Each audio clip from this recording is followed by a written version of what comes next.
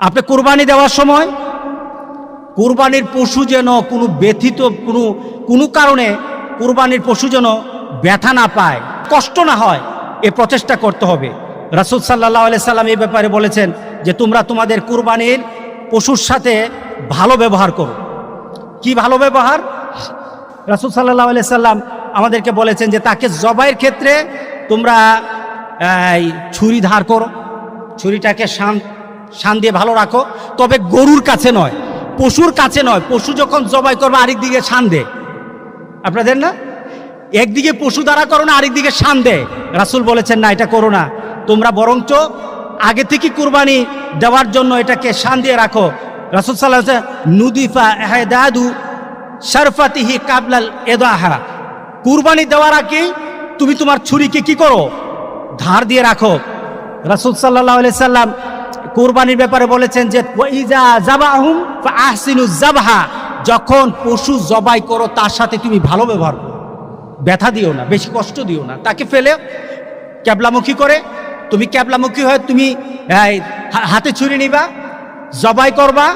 জবাইয়ের ক্ষেত্রে তোমরা কিছু নিয়ম নীতি মেনে সেটাকে অগ্রসর হবা, নিয়ম নীতি মেনে অগ্রসর হবা।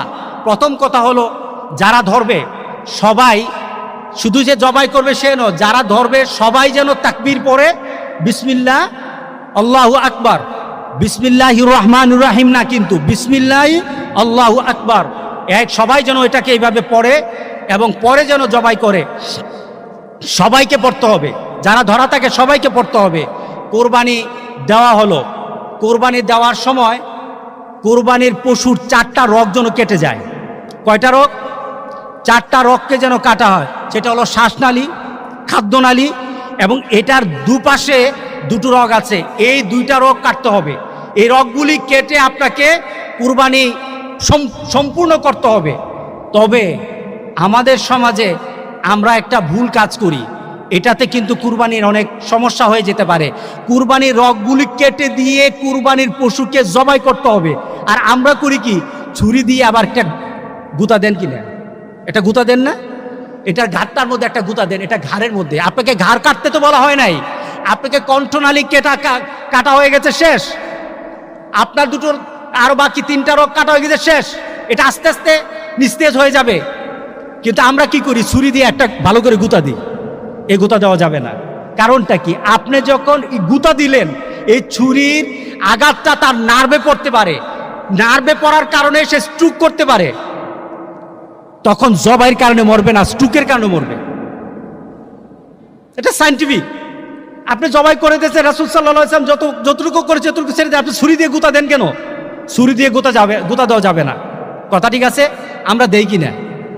দেওয়া যাবে না, জেনে নেন। আরেকটা কথা হলো, জবাই করে দিলেন, এমন কিছু ব্যক্তিকে আনলেন জবাই করার জন্য, কসাই হিসেবে আনলেন, অথবা বন্টন করে এটাকে কুটে দেওয়ার জন্য কিছু লোককে নিয়ে আসলেন। তারা কি করলো? সময় তাড়াতাড়ি আরেকটা করতে হবে, এটা তাড়াতাড়ি ছুলাতে হবে। কি করে? জবাইটা করেই তার পাগুলি কেটে দে।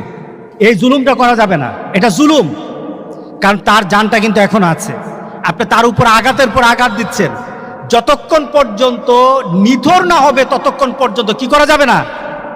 কি করা যাবে না?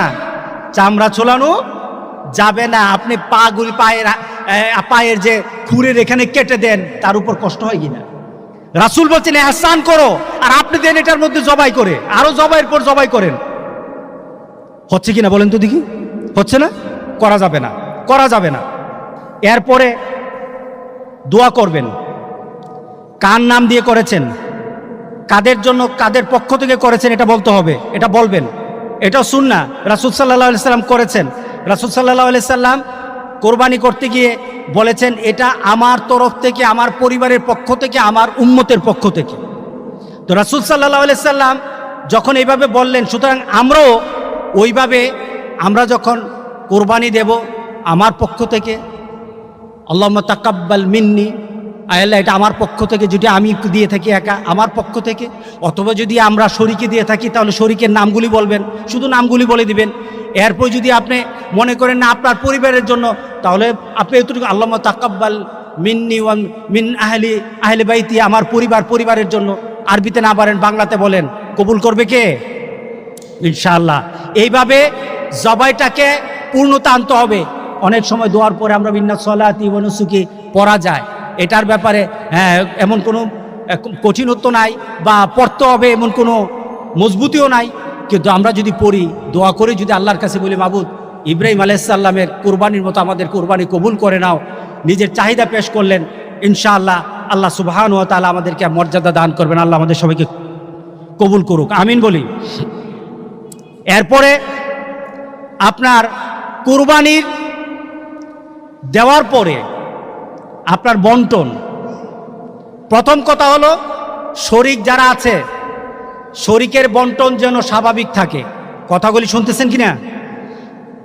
শরিকের বন্টন যেন স্বাভাবিক থাকে, সবার পরিমাণ যেন ঠিক থাকে।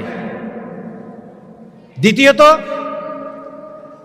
আপনার এই পশুকে গুস্ত বানানোর জন্য যারা কাজ করেছে তাদেরকে গুস্ত থেকে এটার জন্য উজরত দেওয়া যাবে না। যেমন কেউ একজন আসলো, গুস্ত ওটাকে বানিয়ে দিল, গরুটাকে বানিয়ে দিল, তাকে যখন কিছু দিলেন, সবাইকে যেমন দেন তার থেকে একটু বেশি দিয়ে দিলেন, তাকে হয় না? না, তার জন্য আপনাকে আলাদাভাবে তার পরিমাণ, তাকে যদি আপনি দিতে চান তাহলে আলাদাভাবে টাকা দিবেন, এটা থেকে উজরত দেওয়া যাবে না। এটা থেকে অন্যের জন্য যা তাকে ওই পরিমাণই দিবেন।